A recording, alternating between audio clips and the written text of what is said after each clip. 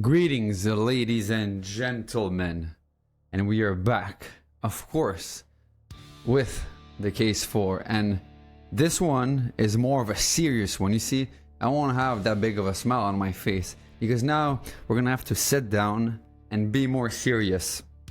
And why am I saying this? I'm saying this because today we're gonna make the case for Dragon Ball Super. And you know, Dragon Ball Z built the legend, the greatest theater, the greatest cinema, the greatest show on earth. We all know this. It changed our life. It gave us the greatest video games and gave us some great lessons, great characters.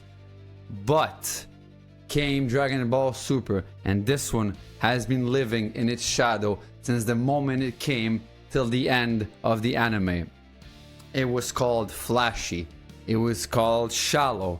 It was called full of plot holes. It was called childish. It was called that the music wasn't as good. So I'm here to make the case for that Super is not the lesser sequel. It is actually the next evolution.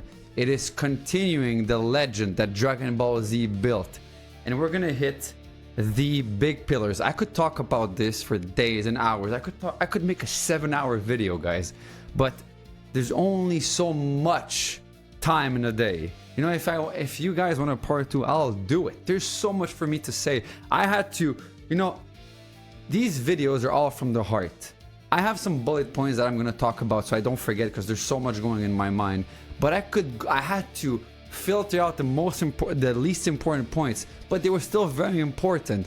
So I could talk about this for 7 hours straight, but today we're gonna try to condense this to the most important points, to the points that I find the most important. I find that the first most important point that we have to tackle is the Zamasu and Future Trunks saga, because I believe that this saga is probably the deepest moral story out of all Dragon Ball Z, GT, and Super. Because yes, the Cell saga was probably one of the greatest sagas. However, the Zamasu arc was deeper than all of the sagas. The Cell saga was amazing, but there was something special about the Zamasu saga.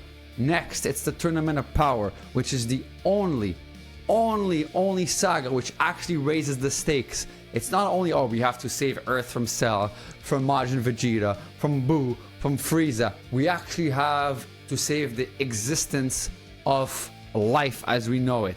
And this is actually a big lore upgrade that holds together, because we have the angels, we have the gods, the destroyers, we have the time rings, we have the branching timelines with Future Trunks, and we have rules that bend because we have now God of Destroyers, and we have angels that are even much stronger than them.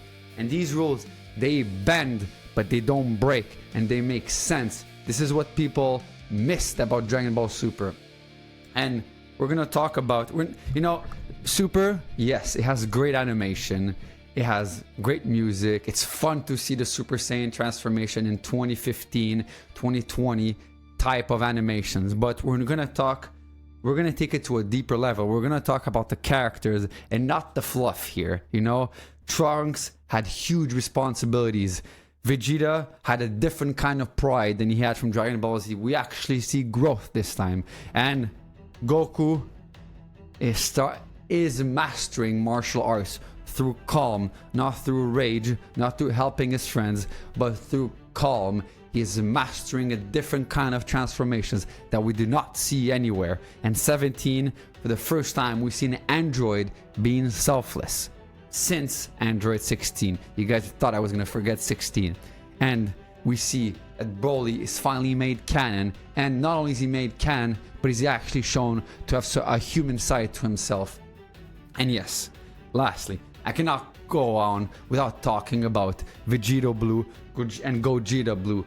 Gogeta is finally made canon in Dragon Ball Super via the Broly movie, and we have Vegeta Blue who's finally kind of nerfed, and we have actually a canon explanation for it. So these are peaks that actually have a significance, and they're not a band-aid to fix every single evil that we have on this earth. And I'm not here, guys, to tear down Dragon Ball Z. Absolutely not. Dragon Ball Z saved my life. Dragon Ball Z changed it. Dragon Ball Z was amazing. It was huge. And it provided with childhood memories, great games. It built the foundations for all anime, for all TV shows, for all fighting movies, all fighting, anything you want.